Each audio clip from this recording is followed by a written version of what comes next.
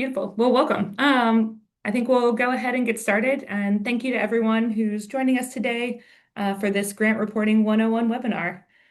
So this is part of a two-part series. The second part, we did a Grant Writing 101 webinar back in November of last year with Kelly and Amy, who will both be presenting today, as well as Brendan Washington from Southern SARE.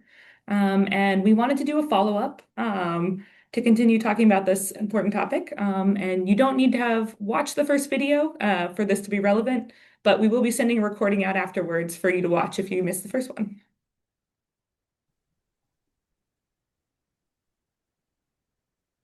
Cool. Just a quick bit of housekeeping. So this webinar is being recorded, and we do plan to send out a copy of the recording after the webinar. As we go through the webinar, both Amy and Callie are going to be presenting. And if you have any questions, you can submit them through the question and answer function. Most likely that is under the button on the control tab that says More, and then Q&A. And you can submit questions throughout the webinar, and then we'll plan to pause at the end and answer them all. At the very end, we'll also have a survey to get your feedback. And then we'll also have contact information for both Amy and Kalia if you think of questions afterwards or have something you want to follow up with personally. Uh, cool. So tonight, the different topics that we'll be covering in this grant reporting webinar, Amy Hudson, who's FoodWell's Director of Marketing and Development, will be speaking to Foundation and Corporate Grant Reports. And Kalia Hamill, who's FoodWell Alliance's Grants and Resources Manager, will be speaking to reporting for the FoodWell Alliance grant, garden and farm grants, as well as some of our government grant reports. And with that, I'm going to pass it over to Amy. Okay, well, welcome everybody. We're really glad you're here tonight. And Flannery, you can go ahead and move to the next slide. So you got the grant. Now what? Now what? The first thing is to celebrate. You really want to pat yourself on the back because it's a big deal. Writing a grant is not easy. I think we reported the last time, shared that, you could write 10 grants and you might get 1 to 4 of those. That's the stats. So if you get a grant, you should really celebrate. Pat yourself on the back. Yep, you can move to the next slide.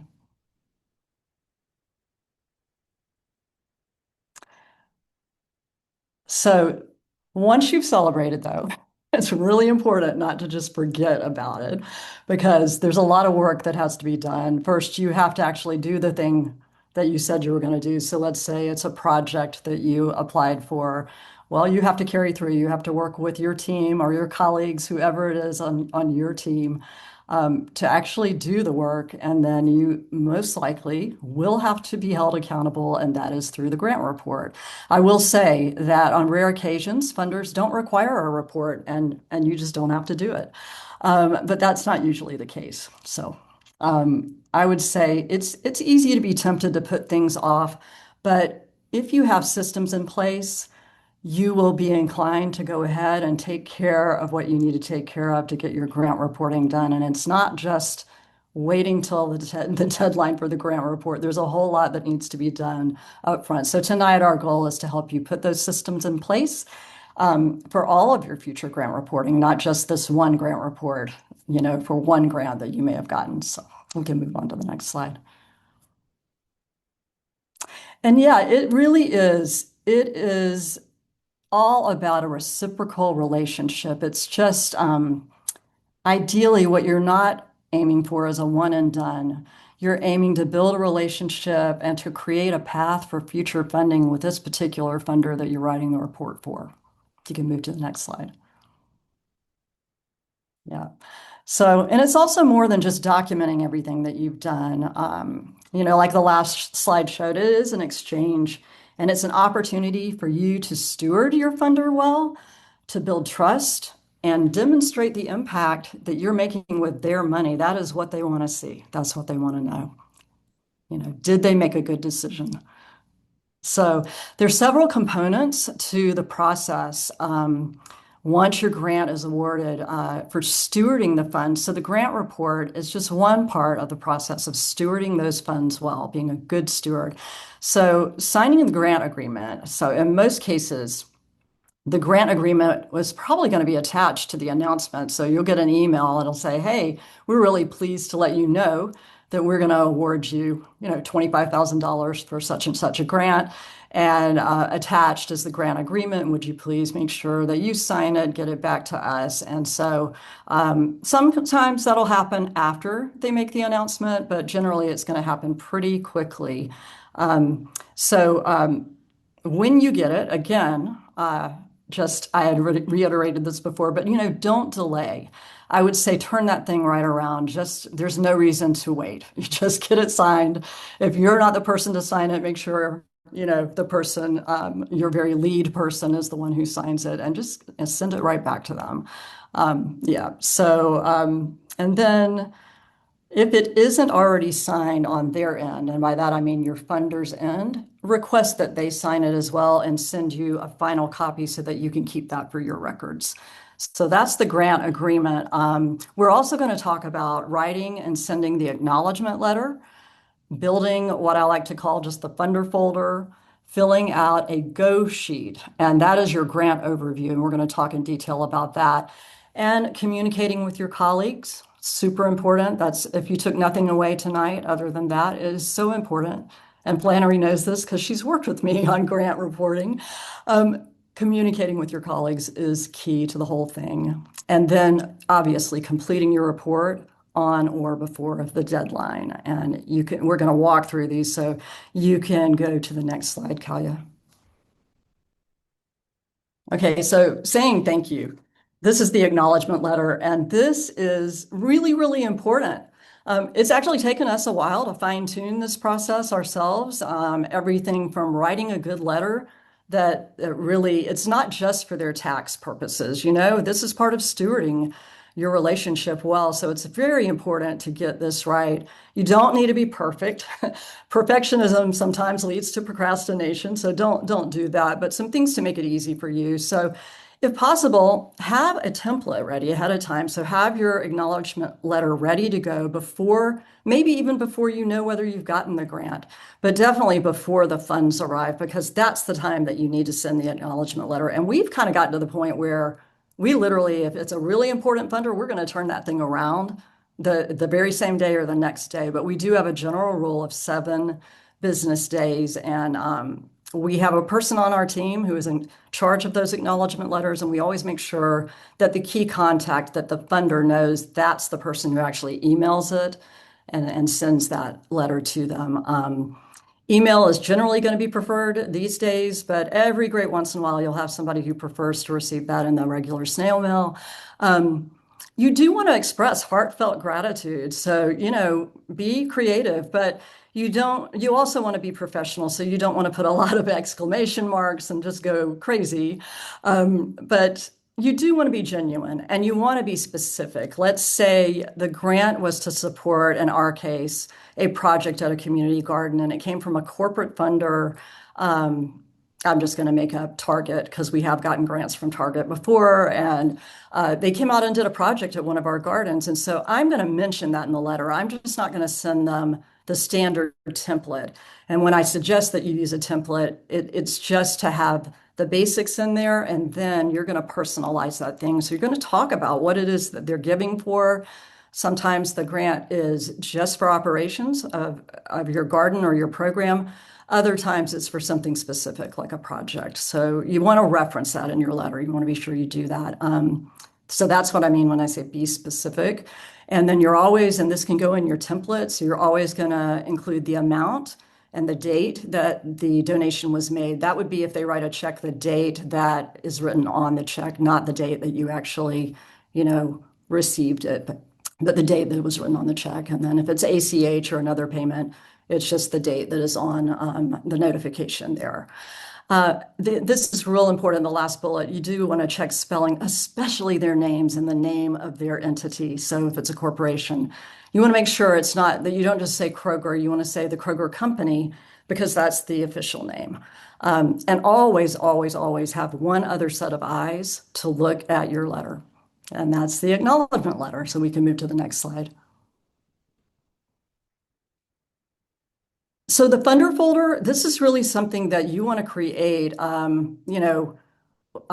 really ideally before you are doing reporting, you're creating a folder when you are applying for a grant. So let's say it's a brand new funder.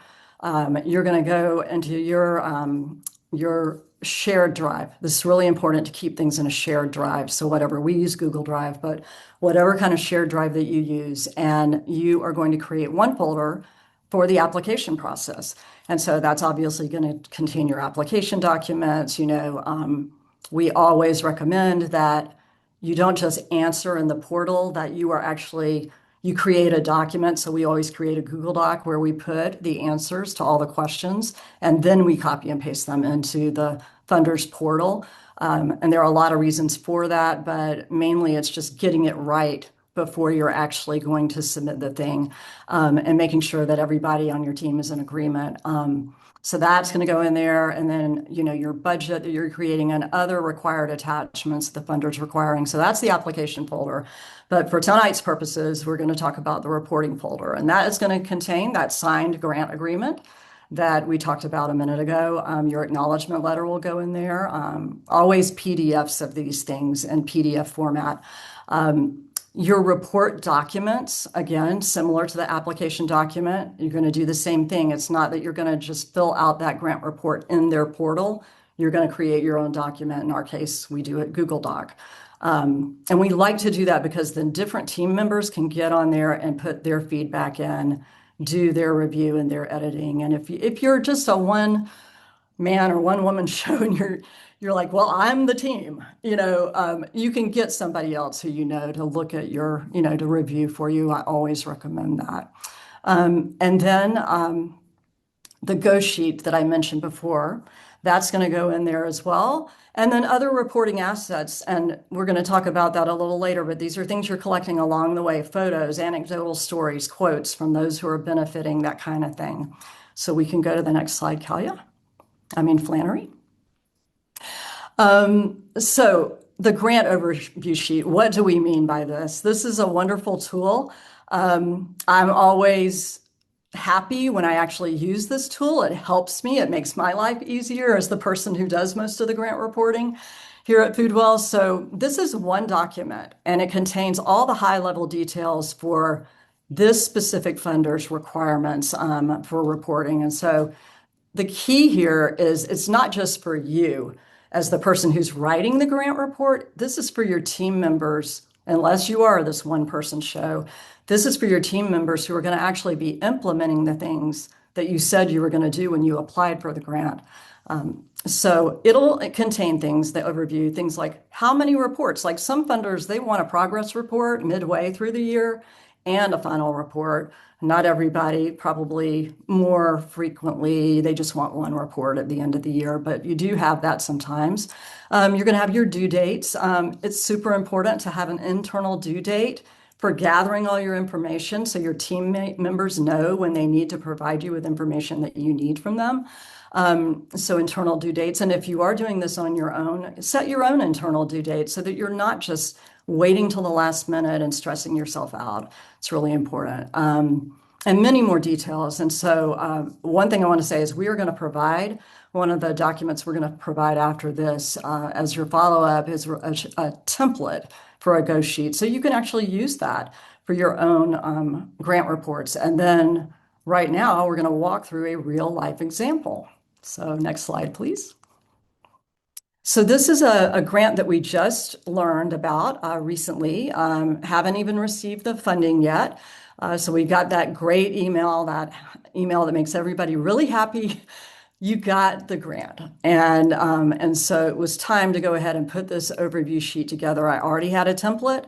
So all I'm doing is filling in the information. So this is the Zeiss Foundation. You want to have the funder website, or their application platform. So you've got that on there. And then it's always good to have your login information, so easy access. I always do that on the application as well, on this sheet, and even on the reporting document. I don't like to have to go digging around and looking for that login information. And then a link to the folder that we were talking about. So in this case, it would be the Zeist Foundation folder, a link to that so I can always easily get to it just using this sheet. This is kind of my go-to tool, like my one-stop shop here, this overview sheet. And then obviously the contact info for your key contact, your key point of contact at the foundation or corporation. And then you're going to have the grant period, like when are you actually going to implement the grant? That's what that refers to, the amount of the grant, and then a brief overview of what this is about. And this is because it's not just for you. Again, this is for your team members.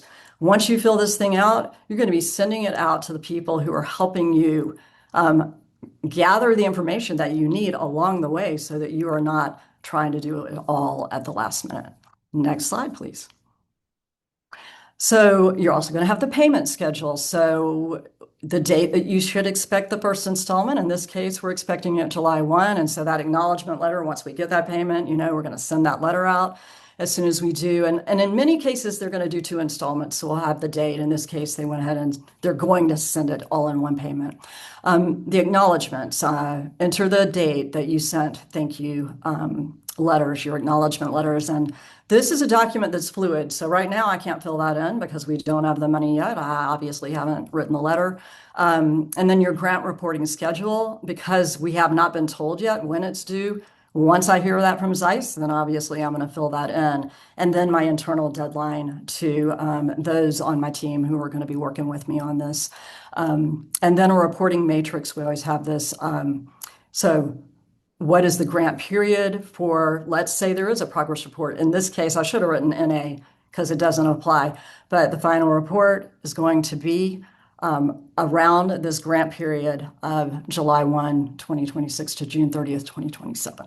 And next slide, please. And then you're going to want to include your key deliverables. This is what you said when you applied that you would agree to do, basically. This is what you said you were going to do. And so you want that easy for you to get to, easy for you to access. So having it here on the grant overview sheet is a wonderful thing. In this particular case, our indicators of success that we talked about, this grant was for half of it. $25,000 was for general operations. And the other $25,000 is to go to a program that we have called Compost Connectors. And it's a program that we work with schools, teaching kids agriculture, using the cycle of compost to teach them about agriculture. And so we put 2 different sections. For operations, we're going to track, because we told them we would, the number of farms, gardens, and orchards we served during that grant period, and then the number of growers who were trained, because we do a lot of orchard steward training, and that is what we chose and told them we would do. And then the pounds of produce that were donated through the Plant a Row for the Hungry campaign. And then for the compost connectors, we're going to go the number of partner schools, number of students serving in leadership roles, those students participating in paid high school internships, students reached through school awareness campaigns, and the pounds of food waste diverted. And so you keep it simple. It's not a lot. And that's it. We can go to the next slide. And then the other good thing to really include in this document, the go sheet, is anticipated reporting questions. So in this case, we haven't yet received the report, their questions for this particular report. So I just went ahead and on this go sheet, I put their questions from last year. And knowing the Zeiss Foundation, because we work with them year to year, and a lot of times we do get a grant from them, they typically stick with the same questions. It might not be, but hey, it's good to have that ahead of time so we know the kinds of things that they're going to ask. And these questions that they ask, I'm going to actually go through all of them because they are very typical in some form or fashion. These are the kind of questions that you can actually expect from funders. So what were your key accomplishments? So please share what you were able to get done with our money that we gave you. That's basically what they're looking for. Were you able to get done what you said you could get done? And then unanticipated outcomes. So if not, all these funders do recognize that things happen, things shift. There may be something outside your control. You can't control it where, you did have to shift your plan. And so they want to know that though. What didn't go according to plan, as they say here, good or bad? How did you address it? Like they do want to know. How did you pivot? How did you shift? What did you do to move with that? And then often, and we'll talk about this a little later, it's a good idea to let them know if some major shift is happening, to let them know before it's time to report. And then your post-grant plan, they want to know like how are things going to go after this. They want to know your sustainability. That's what they're trying to get at of the program itself. And so a couple other things I'll say. They often ask, you to upload collateral materials. And so that's where those good stories come in. That's where photos, videos, maybe links to news media reporting, coverage that you've gotten, things like that. And then also, this is real important, and I know Kalia is going to talk a bit more in detail about budgets and that kind of thing, but they often want to know we want to know what the money you spent and did it align with the budget that you provided us before. So they're going to want that program and project budget. And so you can move to the next slide. So that is it for the Go sheet. And again, we will send you a template for that, and I highly recommend using that. Yeah. And then just a little bit more on what I was just saying about, the kinds of things that they might want you to upload. And first, I'll start actually not the things you're going to upload, but just that information from your colleagues, the information that you're gathering along the way, those key deliverables, that I mentioned on the Go sheet. Like I know with the Compost Connectors program, I am going to have to report the pounds of food waste that we diverted, from school cafeterias into compost bins and away from the landfill. And I know that. And Chloe, my person on our team who works on that program, and she's implementing the program, she knows that too. We both know it. And so we work together and we're gathering that as early as we can. So we know she's already got it because school's out. The teachers have already provided that information and I've already got it. So it's really, really important. Just that constant communication with your colleagues. I can't really emphasize that enough. Again, it doesn't apply to you if you're the one person show, but it's really important. And anybody that you might be working with, even if they're not directly working on this particular project with you, or maybe they're not even a member of the garden that you're with or that kind of thing, there are other people that you can be gathering information from along the way. Maybe it's people that you benefit, people that benefit from the garden or garden members, that kind of thing. But just be thinking in those terms of communicating with people who can give you good information. That's really what I'm getting at here. Photos. Get plenty of before, during, and after photos because a lot of these funders really want to see that. They want to see the progress that you've made. Again, like links to be proud. This is your chance really to show your pride for what you've accomplished, and don't hesitate to send your media coverage and even social media reels and things like that.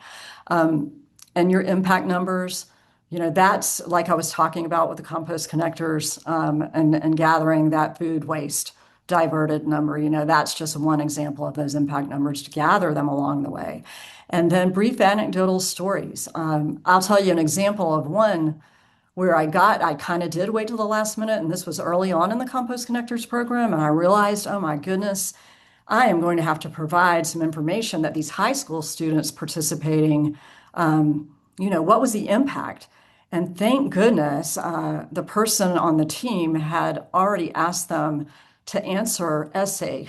He was like, here's your essay questions. And so we had these amazing essays from about 10 high school students, and I was able to gather so much amazing, just great quotes, great stories, just them speaking in their own words about the impact that this funder, which happened to be the Blank Foundation, which is a big funder, the impact that that funder was able to make on these high school students that participated.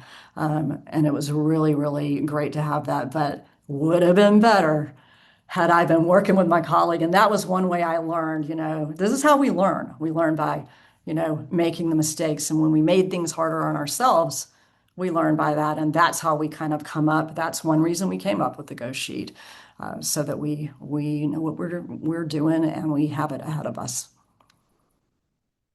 Next slide. Yeah. So a little bit more about challenges. Just be transparent. Like I said before, don't hide the things that are hard. They might still be hard. You can talk about that, the things that were hard during the grant period. Or if it's a progress report, definitely what's hard right now, how we're addressing it, how we are dealing with it. And if you do need to switch gears, like I said, let your program manager at the foundation or corporation, let them know the minute that you know, reach out to them and let them know, and just let them know what you're thinking to do as far as shifting gears. You might even want to get their input and provide them with just all the information that you have about the situation. They will appreciate it. They truly will appreciate it. And it also helps them in their strategy moving forward, of the kinds of things that they're looking to support. They'll be willing to work with you 9 times out of 10, and probably more than that. Yeah. And then this is super important. The final report is not the time to let them know that you did something different with their money. That is not the time to let them know. All right, next slide. Additional tips. These are the same tips that I provided in our grant writing workshop, but they apply to grant reporting. Add deadlines to all your calendars. I'm a person, I like written calendars, so I have, a planner where I write everything down, and I also have the digital calendar. I keep it in Google Calendars. So I have all my deadlines on all my calendars. Pace yourself. Again, that's that gathering things along the way piece. Never just answer in the grant portal. Always copy paste the answers from the questions into a shareable doc like a Google Doc and write your answers there. And then that's how you can easily check to those word and character counts that most of these funders are requiring that you don't go over. And those counts can be really frustrating if you don't do that ahead of time. And then run those grammar and spell checks. Definitely. Always do that. And then always have a team member review before you copy paste into the grant portal and before you submit anything. And export your attachments as PDFs. Always PDFs. Never do it, not a PDF. It needs to be a PDF. And name your attachments consistently. So the name of your garden, your farm, the name of you, and then what it is. So in this case, the annual budget is the example right here. Yeah. The other thing I might add that I don't have on here is, you might want to run it through AI, your answers, and just see if AI has a more succinct way to say it. I have a love-hate relationship with AI, so, that I leave that up to y'all, but that's something I definitely wanted to mention. Next slide, please. And this is where I'll end. There's never going to be a guarantee just because you write an excellent report. There's never a guarantee of future funding with a specific or particular funder. But if you do put your good energy into writing an excellent report and providing everything that they've asked for, that really helps build that relationship with that funder. You're not just, as I said earlier on, you are building a relationship. And it reinforces their trust in you. And that's super, super important. You're here to be a good steward of the dollars they gave you. Like they're giving us their money, and we want to show that we were good stewards of their money, and that we're making an impact in the way that they wanted us to. And that will build the likelihood that you may be considered for future funds and partnerships and other good things that may come along in addition to funding. So that is it for me. Thank you all so much for listening. And I'll Awesome. turn it to Kalia. Thanks so much, Amy. That was great. So I'm Kalia. I'm the Grants and Resources Manager. So I work on the Resource Center team. Amy's responsible for applying for the grants that Foodwell receives, and then I'm responsible for our grant making program, so granting funds to farms and community gardens. And then I also manage our government grants, so our USDA grants as well as some of our state grants as well. So I'm going to speak a little bit about general trends in government reporting, and then go kind of a little bit more in depth in the specific grants that we offer and the reports that go along with those.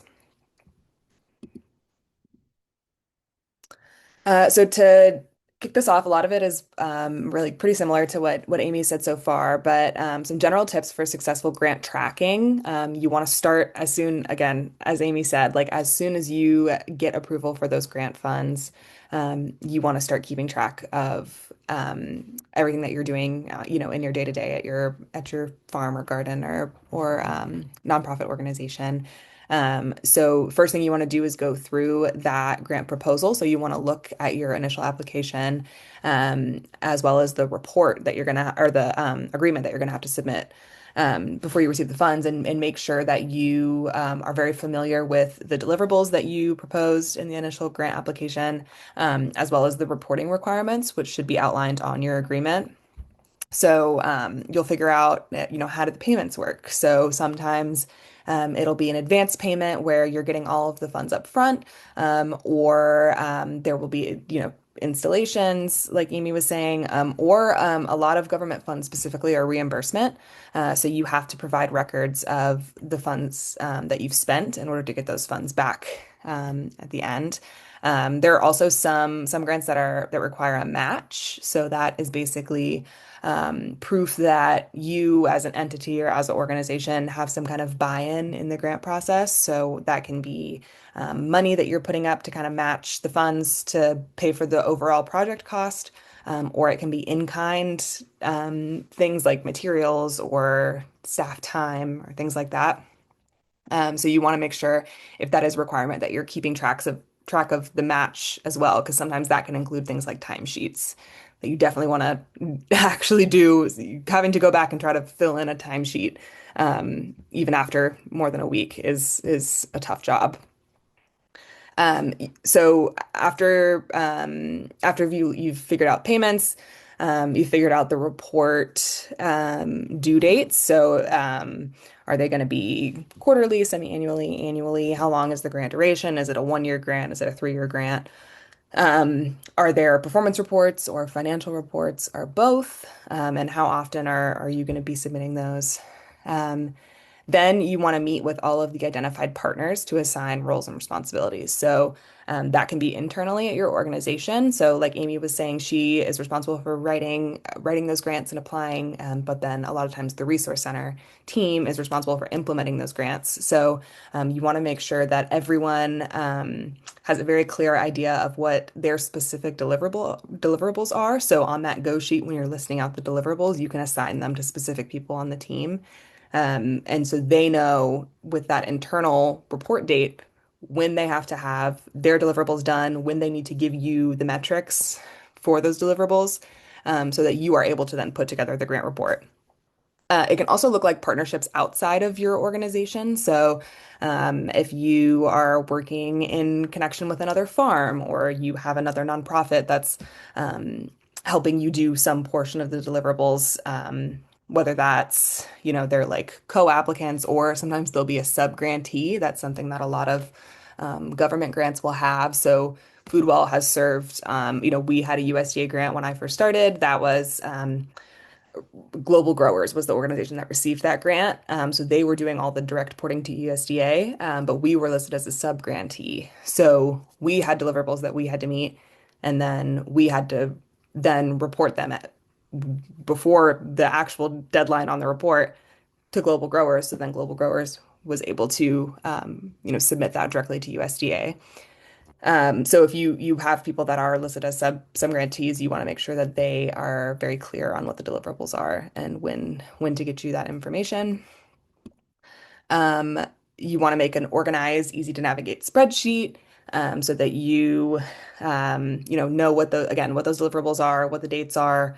You can make it shareable so other people can, update their notes. They can upload, you know, attendance sheets, or any kind of collateral information that'll be helpful in the grant reports. That goes into the Google Drive and the Google Calendars. If you have these shared online documents and folders where people can upload anything and everything that they have related to the grant as you go along. It's much easier to go back and kind of parse through it when you're making the report.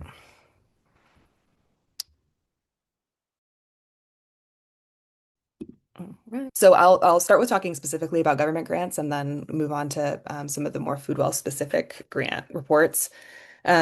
So within government grants, they have three kind of main types of oversight.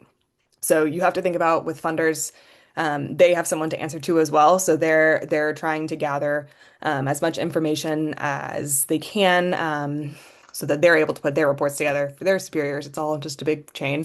So a big piece of that is financial data.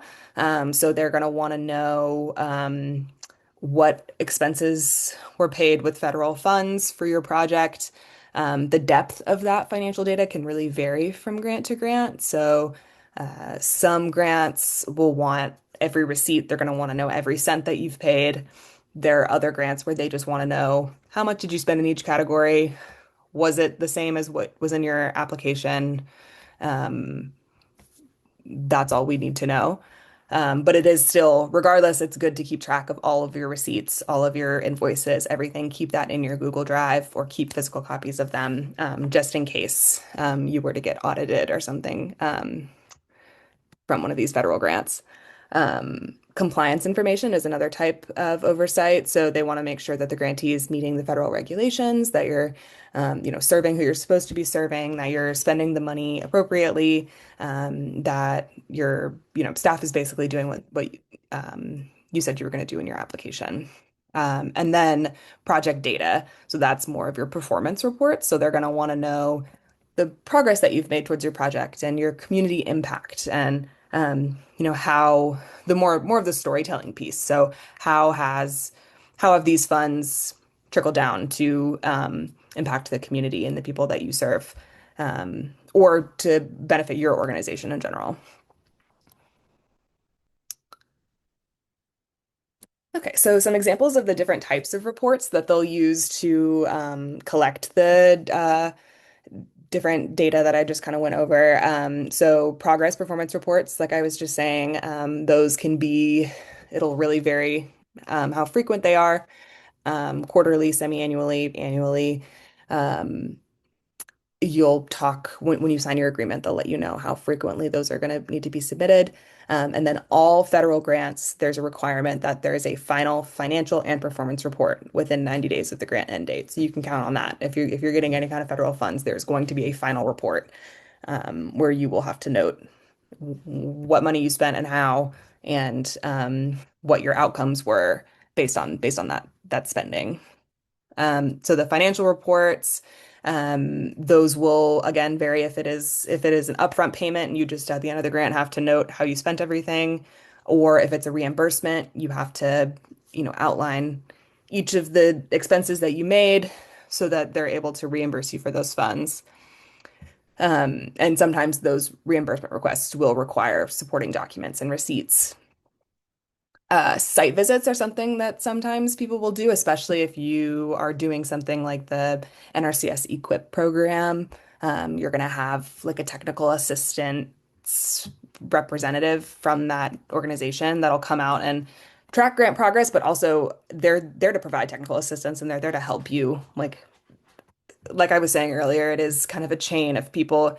Um, Grantors want you to succeed. They want you to spend the money well. They want to help you um, have a great grant report and have very thorough financial reporting. And if there's anything they can do along the way, usually they're very willing to help. So it's really important to have a very open line of communication with your grant representative at whatever organization is granting you these funds.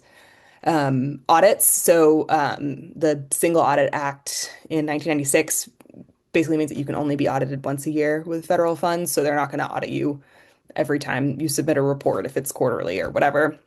But in that single audit, they can request receipts and things. So even if in the agreement it says, oh, we'll trust whatever numbers you submit. You don't have to submit all of this supporting documentation in that audit. That's when they can come back and ask you to actually submit those. So you want to make sure that you keep track of everything you can. Right. So some other just generally helpful tips. So, like I was saying, you really want to get acquainted with your program contact, set up an introductory meeting over Zoom or in person with whoever your contact is at this government agency to talk through the timelines and the report types, any kind of forms. I have a form right after this that I'll show you that we use in our USDA reporting. Sometimes there will be 3 or 4 different types of forms with all kinds of different acronyms and numbers behind them that you'll have to complete. And your program contact can really help walk you through how to complete those and how often to submit them. They also can help review. So, if you're doing these reports for the first time and it seems very daunting, a lot of times your program contact will look it over for you before you submit it. So, if you have a question about your first reimbursement request and you don't know if you did the form correctly and it's all very confusing, a lot of times you can send that to your representative and say, "Hey, can you look this over and let me know if this makes sense? Is there anything else I need to add? Are there any supporting documents that need to be included?" And they'll be more than happy to help you with that. You also want to keep a detailed budget tracker. That's a good spreadsheet to have. There are a lot of templates online, and we'll be sending out with the templates we're sending out after this webinar. We'll have some helpful ones as well. But federal grants have different categories, and that's kind of how they track the funds. And those will be in the form I'll show you guys after this. But you want to make sure you're keeping track of the line items by category. If you want to make a major budget change, a lot of times those require prior approval. So, like Amy said, don't let the report be the time that you're telling the government agency that you spent the money differently than you said you were going to.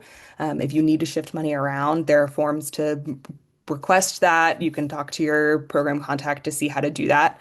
But do that before you spend the money to be safe. Make sure that it is approved. And if you have questions or you need an extension on a report or on a deliverable, just ask. They can amend these agreements.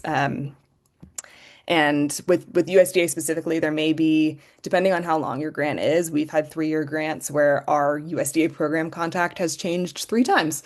So it may not be the same person that you start the grant cycle with, but it's still important they'll update you if that contact changes. Shoot that person an email and introduce yourself and make sure that you keep a line of communication open so that you have someone to check in with when you have questions. Um, grants.gov has a page that outlines some of the different types of reports and different platforms. They really vary based on what government entity you're receiving funds from, but if you want to check that out, you're welcome to go to grants.gov.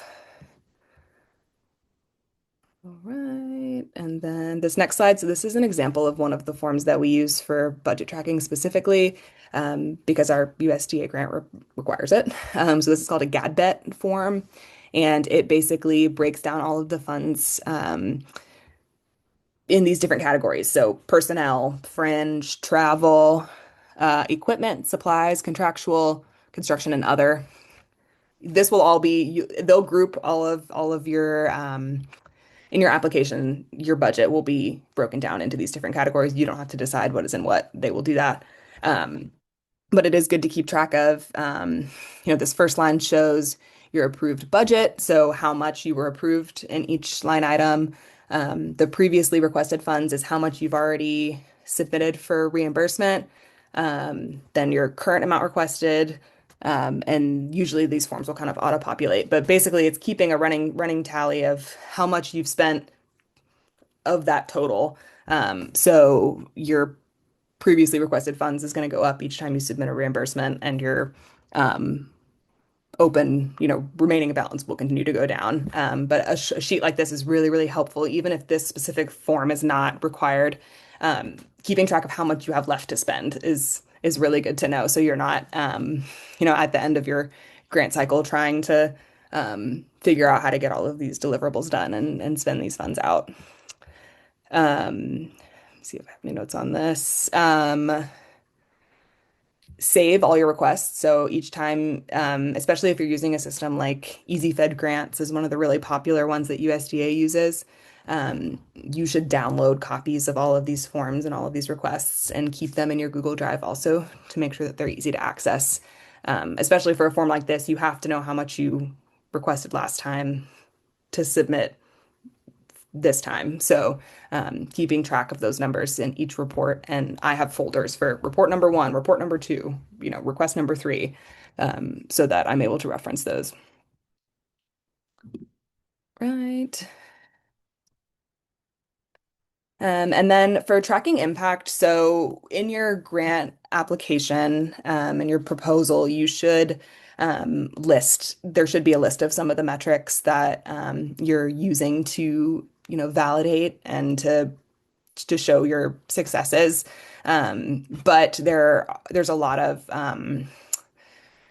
collateral documentation and things that can really help with a successful grant report to really um, prove your proof of concept and to show that you're successfully spending these funds and that they've really benefited your organization and the community at large.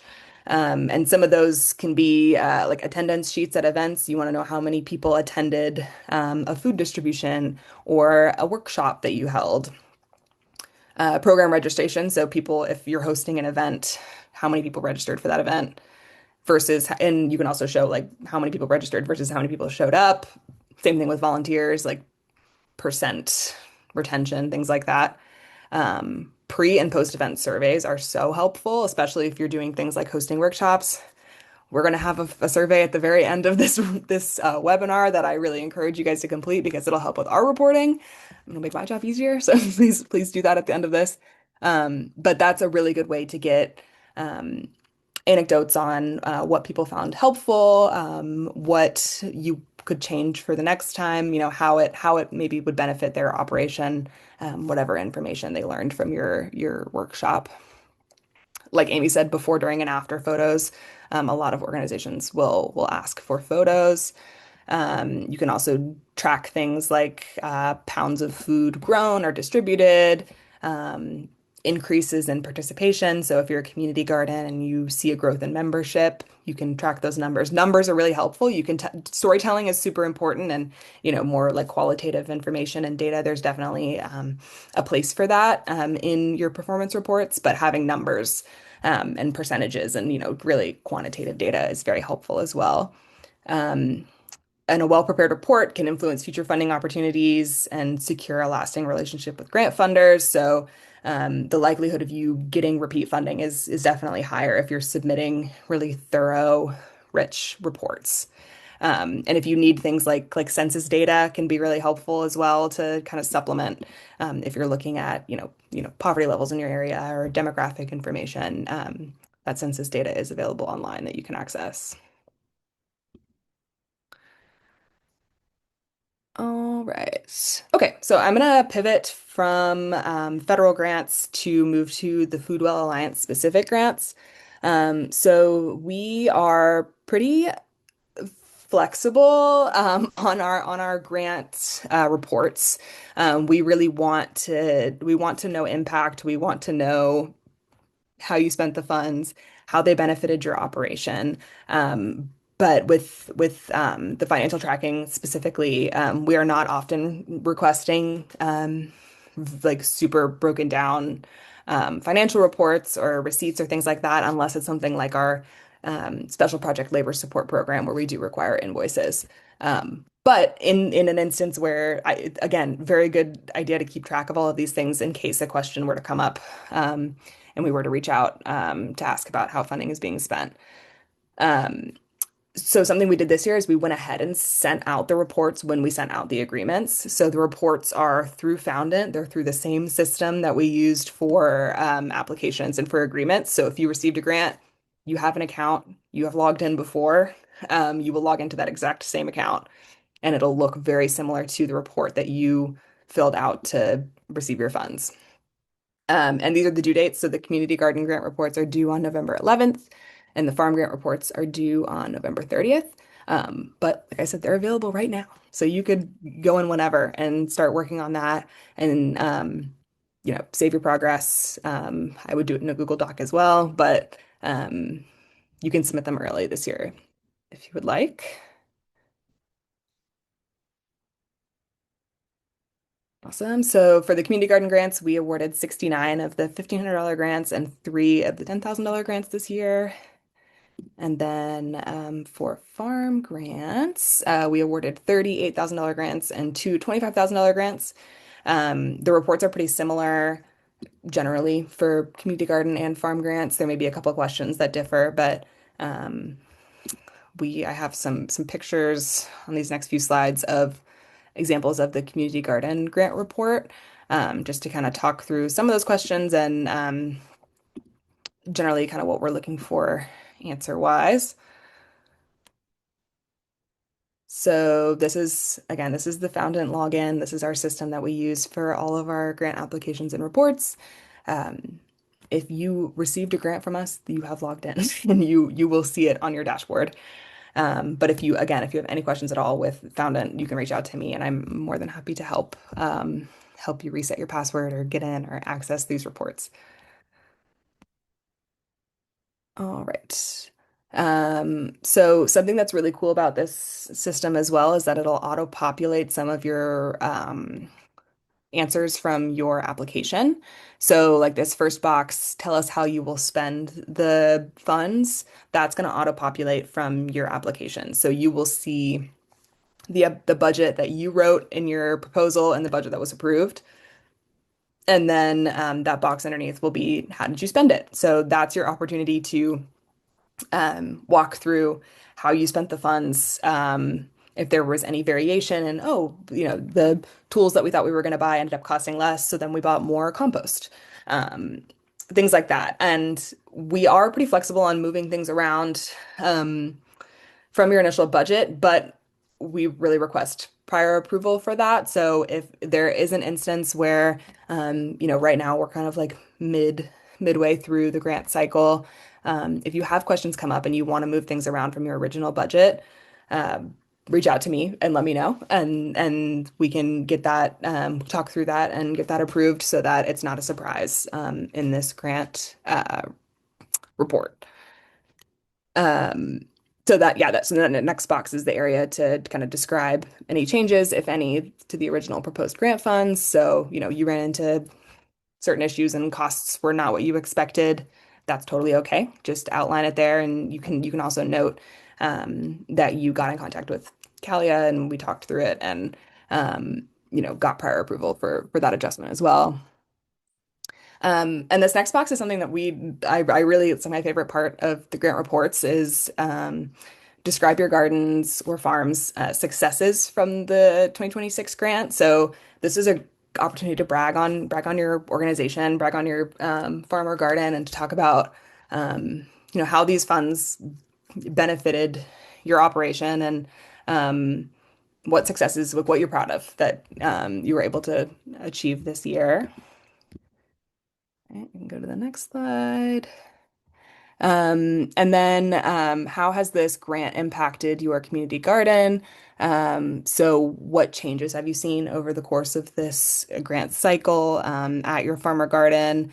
How has it changed your ability to serve the community? Like, has your food production gone up? Have you had an increase in membership? Have you held more workshops? Have you increased your growing space footprint, or did you install season extension infrastructure, things like that? And then describe any challenges, if any, that you faced throughout your grant project. This is another opportunity to be totally candid, and it's totally okay to have challenges, related to your grant funds, but also there's a opportunity I think at the end of the report to talk about general problems that your garden has run into, not related to the grant report or to the grant project. So if you have things that were, entirely out of your control that aren't related specifically to the funds that you applied for, that's okay too. And if there are opportunities for, food wealth, for continued partnership or new resources that we can have, a lot of times we're using these grant reports to determine our programs. So if there are trends that we're seeing across a lot of farms and gardens, those are opportunities for us to, offer new resources. So definitely be honest and in those portions of the report.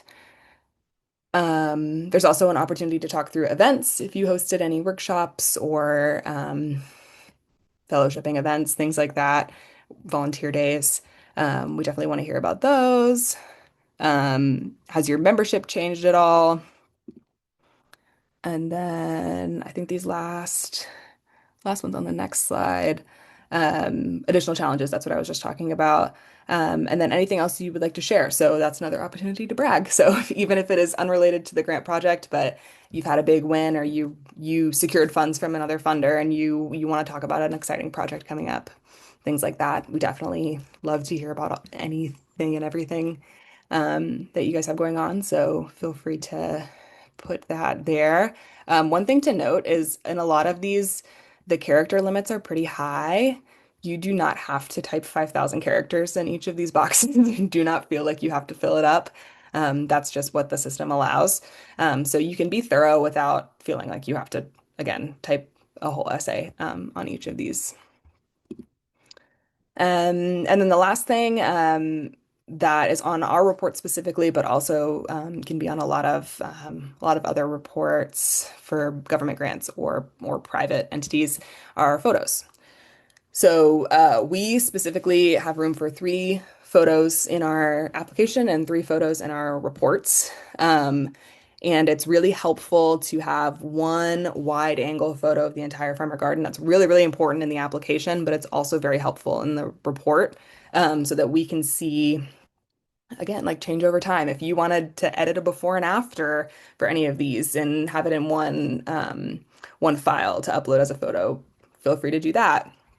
But I really encourage to have, project related photos. If you applied for wood for raised beds, show us a picture of the new raised beds, or if you got irrigation, things like that to really make it make sense. Not just, I'd love to see the beautiful photos of the produce that's grown and the pollinators and things like that, but it's if you're able to, tie in these photos specifically with the funds that you received, it makes a really compelling grant application.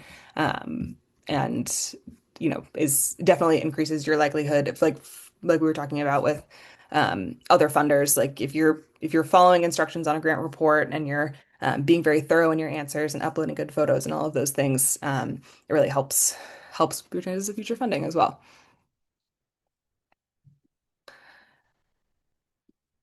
Awesome. So, like I said earlier, we use these surveys on our grant reports and also for our resources. We use them to kind of determine what we're going to use funds for in future years and what we need to include in our grant applications for funders. So please scan the QR code and complete this survey. And I'm going to hand it back to Flannery for the Q&A. Okay, thank you both. And so now's the time if you have questions that you want to submit to the Q&A function, you can go ahead and submit those. And both Kalia and Amy will be answering. So I'm going to move to the next slide. Okay, and we'll go back to that. Okay, cool. So our first question is, I think a lot of the things we talked about here involve a lot of technology. Do you guys have any recommendations for what to do or any ways to kind of navigate this in a lower tech way? I think keeping physical documentation is definitely a way to do it. I went on a farm tour a couple weeks ago where there was an older gentleman in his 80s who kept records of specifically of his hay fields on a piece of paper. He had every single month since he's been farming for the past 60 years. He had a piece of paper with what fertilizer he applied, how much rainfall there was, all of the things that he needed to know for his operation. He kept it on paper. So that's definitely possible. There are a lot of these grant reporting platforms are unfortunately they're going to require you to report online, but your program contact is there for a reason. Able to they're there to help with technical assistance. So especially with some of these government grants, there are ways if you don't want to use the platform, you can fill out these forms and send them via email, and then your program contact is responsible for uploading them into the portal. So if you are really struggling with the tech side of it, I would say just reach out to the funder and see how they can help. Awesome. Um, so if we're gonna have like if you are interested in extending a deadline, how far in advance do you need to do that? And can you do that for projects, the report? Like what can you extend the deadline for? I think for both. I mean, we've definitely had instances where we've had staff changes or we've had there have been changes in the federal government and things that really can affect your funding. And if you need an extension on a report or you need a little bit longer to um, fulfill some of the deliverables, I think a lot of the federal ones are like 90 days notice. So you really want to let them know like very ahead of time, as soon as you know, basically, that you're going to need an extension or you may need a little more time to submit a report, or to get something done, um, earlier the better. And then I don't know if Amy Yeah, with I would private. just I'd add to that that it really depends on the funder. Now, some funders of foundations and corporations, they're just not going to be flexible at all. Others will. And it really just depends on them. And so, again, I think it just goes back to that practice of if things are shifting and you're coming up against challenges, to let them know as soon as possible. That's the thing. And there is no wiggle room when it comes to applying. At least in the foundation and corporate funding world, there's no wiggle room on that. They're going to be very strict about deadlines. But with funding, I've definitely experienced we've needed definitely to extend our deadline a couple of times, and they have been gracious to allow us to do that. So again, just let them know as soon as you can. That'd be my main thing. Okay, awesome. Well, I'm gonna go ahead and move it back to our next screen to our survey. And then right after this, we'll take you to our last page, which has Amy and Kalia's contact information. And you guys can reach out directly if you have any questions. But just wanted to say thank you to everyone who joined us today. Our plan is to send out a follow-up email later this week. We'll include a copy of the recording. We'll also have a copy of our previous recording, those templates that were referenced, and a copy of the slides for you guys, so you can look back and reference. But really appreciate you guys joining and hope you have a wonderful evening.